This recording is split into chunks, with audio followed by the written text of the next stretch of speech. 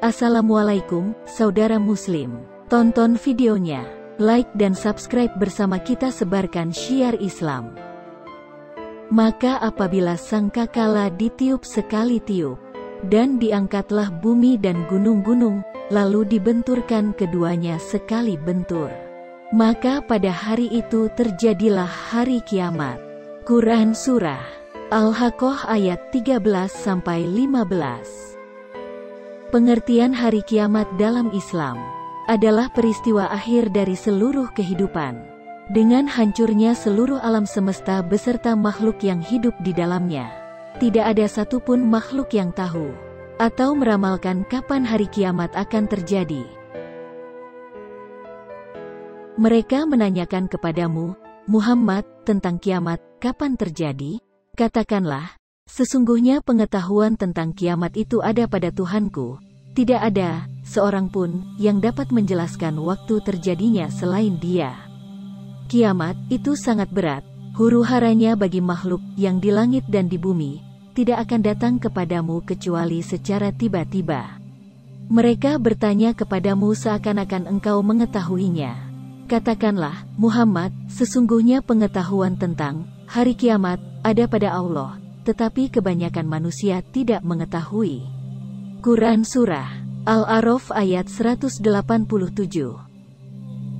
Pada hari kiamat, matahari didekatkan ke manusia hingga sebatas 1 mil. Lalu mereka bercucuran keringat sesuai amal perbuatan mereka.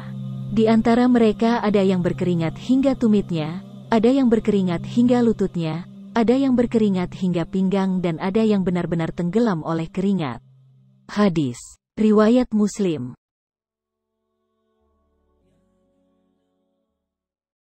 Peristiwa hari kiamat wajib untuk umat muslim imani, sebab iman kepada hari kiamat merupakan rukun iman yang kelima.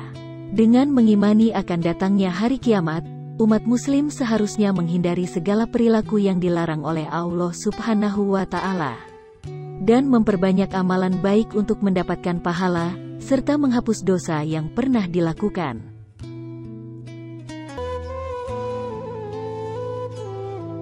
Pada hari kiamat nanti, semua makhluk ciptaan Allah Subhanahu wa Ta'ala akan dikumpulkan di satu tempat, yaitu Padang Mahsyar.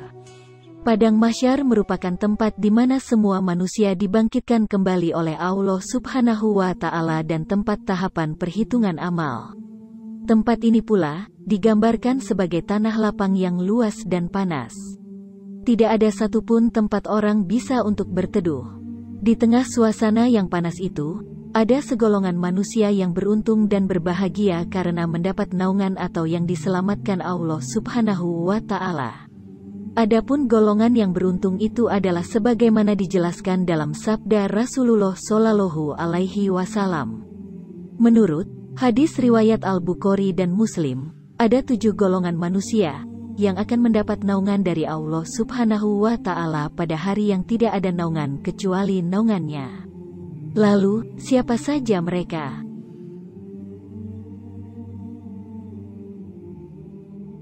Sesungguhnya, manusia yang paling dicintai oleh Allah Subhanahu wa Ta'ala pada hari kiamat, dan yang paling dekat kedudukannya di sisi Allah adalah seorang pemimpin yang adil. Hadis riwayat Sunan Tirmidzi. Salah satu golongan yang mendapat naungan dari Allah Subhanahu wa Ta'ala adalah seorang pemimpin yang adil. Lalu, bagaimana seorang pemimpin yang adil itu? Dalam Islam, untuk menjadi seorang pemimpin harus memiliki pemahaman mengenai tauhid, kesetaraan manusia, persatuan Islam, kedaulatan rakyat, dan juga pemahaman mengenai konsep adil. Salah satu hal yang cukup penting dalam Islam, pemimpin harus memiliki perhatian penuh terhadap kehidupan rakyatnya dan bersikap adli, tidak membedakan antar mereka. Rasulullah Shallallahu Alaihi Wasallam mengingatkan di dalam sabdanya, sebaik-baik pemimpin kalian ialah orang-orang yang kalian mencintai mereka dan mereka pun mencintai kalian, juga yang kalian mendoakan kebaikan untuknya dan ia pun mendoakan kebaikan untuk kalian. Sedangkan, seburuk-buruk pemimpin kalian ialah orang-orang yang kalian membenci mereka dan mereka pun membenci kalian, juga yang kalian menghujatnya dan dia pun melaknat kalian. Hadis riwayat Muslim dari Auf bin Malik. Oleh karena itu, para calon pemimpin yang berniat ingin mendapatkan amanah dalam pilihan kepala daerah maupun pilihan presiden, ingatlah menjadi pemimpin yang adil adalah keniscayaan. Jadilah laksana seorang ayah dan ibu yang menyayangi anak-anaknya, memelihara dan mengajarinya hingga menjadi orang yang mandiri. Semoga kita selalu diberikan pemimpin yang adil. Amin. Amin, ya Robbal Alamin. Selanjutnya, siapa lagi yang akan mendapatkan naungan dari Allah Subhanahu wa Ta'ala? Sabda Rasulullah alaihi wasallam, ciri-ciri orang yang akan mendapatkan naungan dari Allah Subhanahu wa Ta'ala adalah seorang yang memberi dengan tangan kanannya, ia menyembunyikan amalnya itu sampai-sampai tangan kirinya tidak mengetahui apa yang diberikan oleh tangan kanannya. Hadis riwayat Bukhari. Islam merupakan agama yang mengajarkan umatnya untuk melakukan kebaikan. Salah satunya, dengan berbagi pada manusia lain yang membutuhkan. Hal ini disebut sebagai sedekah. Setiap umat muslim dianjurkan untuk bersedekah. Selain membantu sesama manusia, sedekah juga akan mendatangkan pahala dan kebaikan lainnya. Dan dijelaskan pula dalam riwayat lainnya, bahwasanya Rasulullah Shallallahu Alaihi Wasallam bersabda, naungan orang beriman di hari kiamat adalah sedekahnya. Hadis riwayat Ahmad. Hukum sedekah dalam Islam ialah sunnah atau dianjurkan. Jadi, apabila dikerjakan akan mendatangkan pahala dan kebaikan. Apabila ditinggalkan juga tidak mendatangkan dosa. Semoga kita selalu diberi kesehatan dan kemudahan untuk selalu bersedekah. Amin. Amin. Ya Robbal Alamin. Selanjutnya, golongan yang akan mendapatkan naungan dari Allah Subhanahu wa Ta'ala adalah seorang pemuda yang tumbuh dewasa dalam beribadah kepada Allah Subhanahu wa Ta'ala. Kenapa disebut pemuda? Karena tidak sedikit masa muda seseorang justru dihabiskan dengan segala kehidupan duniawi. Masa muda memang sangat rentan terhadap godaan hidup dan cenderung menjauh dari jalan Islam. Masa muda adalah masa di mana syahwat sedang memuncak sehingga tidak kurang ramai pemuda yang terjerumus dalam kemaksiatan. Hanya pemuda yang mampu mengisi hari-harinya dengan ibadah sahaja yang terselamat pada hari kiamat. Selanjutnya, golongan yang akan mendapatkan naungan dari Allah Subhanahu wa Ta'ala adalah laki-laki yang hatinya melekat pada masjid. Allah Subhanahu wa Ta'ala berfirman dalam Quran Surah At-Taubah ayat 18 yang artinya, hanya yang memakmurkan masjid-masjid Allah ialah orang-orang yang beriman kepada Allah dan hari kemudian, serta tetap mendirikan salat, menunaikan zakat dan tidak takut kepada siapapun selain kepada Allah, maka merekalah orang-orang yang diharapkan termasuk golongan orang-orang yang mendapat petunjuk. Laki-laki yang hatinya terikat dengan masjid adalah yang biasa menunggu salat setelah salat. Misalnya ia menunggu waktu antara maghrib dan isya, dengan berada dalam majelis ilmu dengan mendengar kajian Quran atau hadis Nabi Shallallahu Alaihi Wasallam. Laki-laki yang hatinya melekat pada masjid, artinya seorang laki-laki yang senantiasa memakmurkan masjid dengan sholat berjamaah, mengikuti majelis ilmu di masjid, dan kegiatan positif lainnya. Laki-laki yang gemar ke masjid akan didoakan oleh malaikat. Ya Allah, berikan berkah kepadanya. Ya Allah, kasihanilah dia. Hadis riwayat Abu Hurairah. Selanjutnya, golongan yang akan mendapatkan naungan dari Allah Subhanahu wa Ta'ala adalah seseorang yang selalu berzikir kepada Allah Subhanahu wa Ta'ala, dan dalam keadaan sepi, ia meneteskan air mata. Dikatakan ia berzikir seorang diri ketika sepi, menunjukkan bahwa zikir yang utama itu disembunyikan, karena lebih akan terjaga dari riya.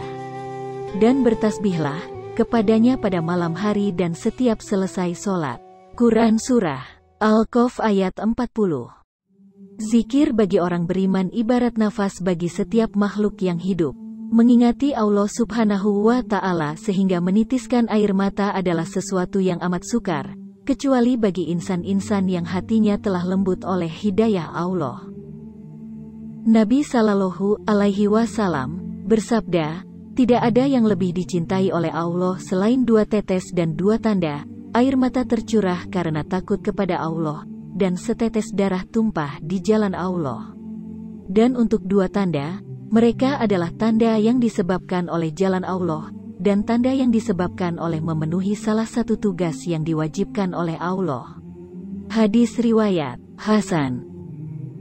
Selanjutnya, golongan yang akan mendapatkan naungan dari Allah Subhanahu wa Ta'ala adalah 2 orang yang saling mencintai karena Allah, keduanya bertemu karena Allah, dan berpisah karena Allah.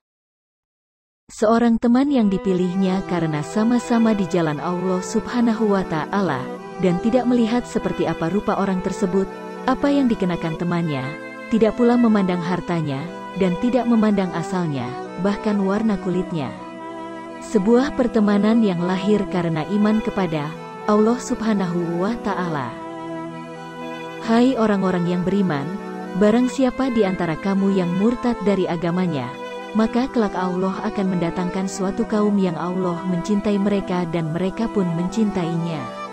Yang bersikap lemah lembut terhadap orang yang mukmin, yang bersikap keras terhadap orang-orang kafir, yang berjihad di jalan Allah, dan yang tidak takut kepada celaan orang yang suka mencela. Itulah karunia Allah, diberikannya kepada siapa yang dikehendakinya, dan Allah Maha Luas, pemberiannya, lagi Maha Mengetahui. Quran Surah Al-Maidah, ayat 54. Selanjutnya, golongan yang akan mendapatkan naungan dari Allah Subhanahu wa Ta'ala adalah seorang laki-laki yang diajak berzina oleh perempuan, lalu ia berkata, sungguh aku takut kepada Allah. Mungkin dalam kehidupan nyata, lebih banyak perempuan yang diajak untuk berzina oleh laki-laki. Sebaliknya, justru Allah Subhanahu wa Ta'ala akan menolong mereka, laki-laki yang menolak berzina pada hari perhitungan kelak.